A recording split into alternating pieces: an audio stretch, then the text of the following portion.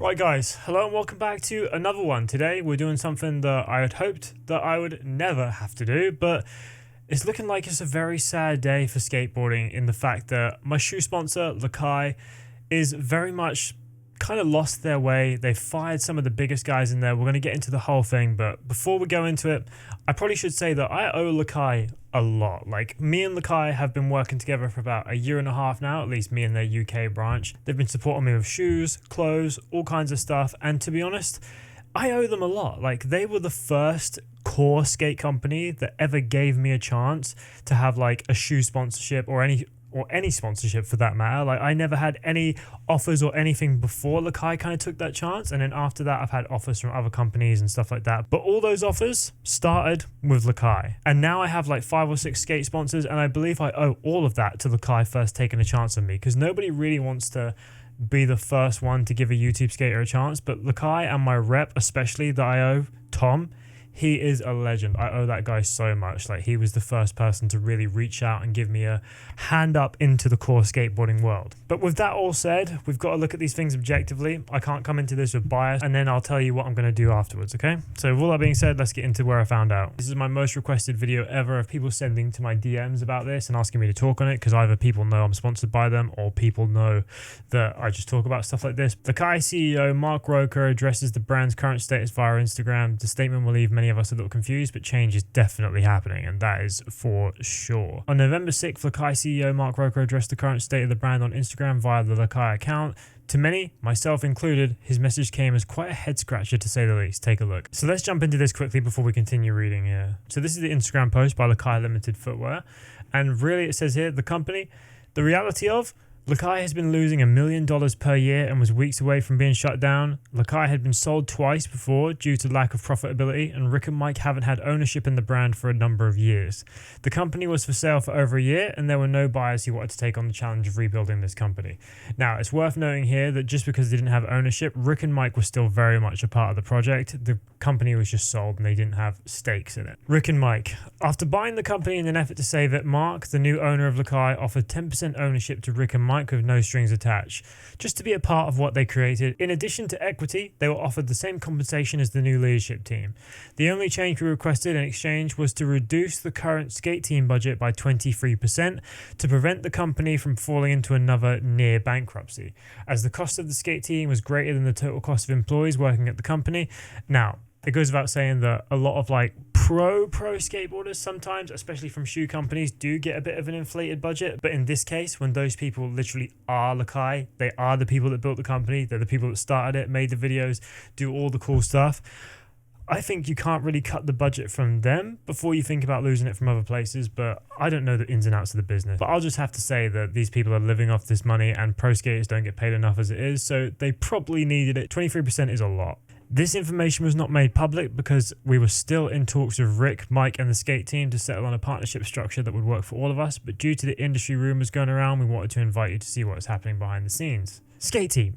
Most team riders did not have an ongoing contract with previous ownership. Our plan was, and always has been, to offer the riders a full-year contract starting on November 1st, 2024, to continue working together as we had done in the past, while the new ownership works to correct the business.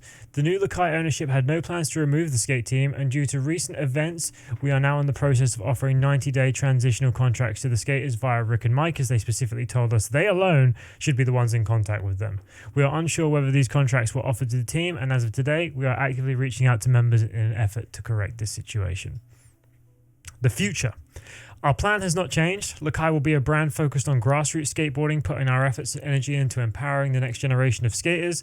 Our main goal for 2025 is to create a new way to build up the skateboarding community, build a skate team with skaters from all over the world, pretty sure they already had that, release full-length films and travel videos, pretty sure they were already doing that, create a hometown hero program for talent scouting and community building. Now, that is a good idea, to be honest. We are optimistic that our new direction, Lakai, will be able to better support local skate shops, communities, and around the world. Next steps. As far as we're concerned, we are still in the negotiating table and are open to Rick and Mike potentially buying back the company. The process and situation is ongoing, and our goal is to make sure that everyone involved feels whole. Mark Roker, just the dude trying to save Lakai of his own money. Now, I think Some people are being a bit overly harsh to this. Like, we don't know both sides of the story when it comes to Mike and Rick. We only know what this guy who owns the company, who's obviously trying to save face, is telling us. So we can't just take this one thing as gospel. We're going to look into what Mike says in a minute, but a lot of the comments are understandably not very happy with the fact that Mike and Rick are no longer a part of it. Those dudes started the company, they run Lakai. Just a guy trying to save the world with my own money. LMA, okay, Batman. Lakai at Walmart in 3, 2. People on here capping for venture capital, man, is a crazy one. Focused on grassroots skateboarding. Purchased by a capital firm focused on cutting costs and maximizing profits at the expense of employee skaters and original owners. True, but at the end of the day, you can't continue to run a company if it's losing $1 million. Something has to be done, but cutting the people that made it what it is definitely not the answer, especially in a realm like skateboarding, where it's so important to the people buying the product that these people are there. Like, if it's just a corporate brand, people aren't going to want to support it, especially if it's been taken over by corporate overlords. There are people that are trying to see the good side of things, and there are obviously people that are not very happy. Mark Roker, just a dude who bought Lakai and laid off all the employees right before the holidays when the sale went final. And then we've got we've got a cat in the way. And then we've got Slap posts talking about the situation. I'm not going to go into and read these because you guys can do that in your own time. You don't need me to read it out for you. But LinkedIn is something that you may not have seen. Like, this is a post by Mark, the new CEO of Lakai. And it basically says, by the way, this is a month ago, during the 70-hour labor that culminated with the birth of my daughter, our team worked relentlessly on the final diligence and transition items of a deal that would change the future of skateboarding forever. Bear in mind, this is like a venture capitalist CEO that doesn't do skateboarding himself in the slightest, as far as I'm aware. Maybe he does it, I don't know. But from what I've seen, he's not that kind of guy. Lakai Limited Footwear will be the world's #1 core skateboard brand. And then it's just a whole bunch of corporate spiel about who he's thanking for helping him put the deal through, all this, that, and the other, and not really mentioning at all exactly what's going to be happening in the very near future regarding what we know now.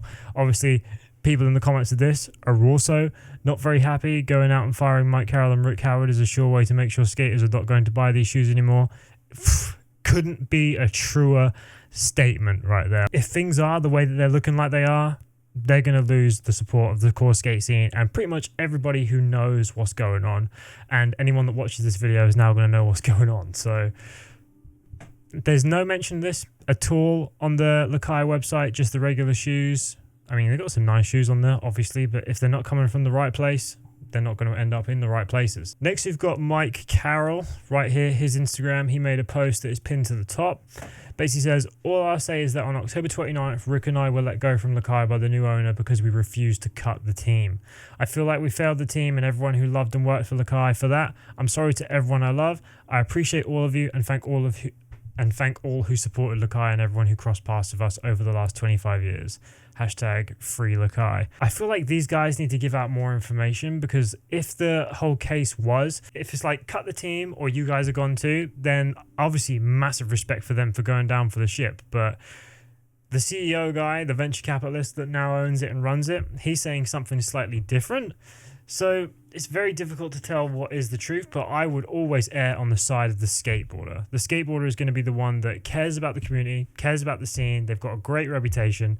So in my personal opinion, it looks like Lakai has been swallowed up by the corporate overlords. And one of the saddest moments in recent skateboarding history, Lakai have bbeen such an influential brand where it comes to the videos they put out, the skaters they put on, the Riley Hawk shoes. Like, even before I was sponsored by them, I was buying their shoes like crazy. Pretty much every skateboarder at my local skate park has a pair of Lakais, because when they ask me what they should get, I've told them the business and how they should get it, and they support everyone. And it's just really, really sad to see. I've reached out to my rep Tom about like finding out from behind the scenes exactly what is happening with things these days, but I don't know, man. It's going to be really difficult to support Lakai from here on out if this is all like 100% concrete proof, which in my personal opinion. So I thought I'd come back in here and redo the ending now that I've had a time to rethink and decide what I really want to do. And to be honest, like, if this whole situation isn't resolved, if Mike and Rick don't get what they deserve and get the team brought back in due to the backlash they are inevitably gonna receive online after videos like this and the story going more viral, I honestly if it doesn't get resolved, I will have to leave, which kind of breaks my heart because obviously, as I said at the start of the video, Lakai are one of my first ever sponsors in general and the first core skate company that ever decided to give me a chance. So that is gutting to me, but it's what is right and it's what has to be done. So if that doesn't get resolved, I will have to leave. We'll give it a short period of time and see what happens. But to be honest, I mainly feel bad for the guys on the skate team. Like, these guys were obviously relying on this money to be paid, and it fucking sucks, man. It absolutely sucks that this had to go this way. And the fact that Rick and Mike got taken out, like, it's something else. It's something fucking else that they think this is going to be the best core skateboarding company with no core skateboarders in it. So God knows what's going to happen there, but I thought I'd jump in here after I formulated my thoughts a bit better. Let me know what you guys think, and I'll see you in the next one.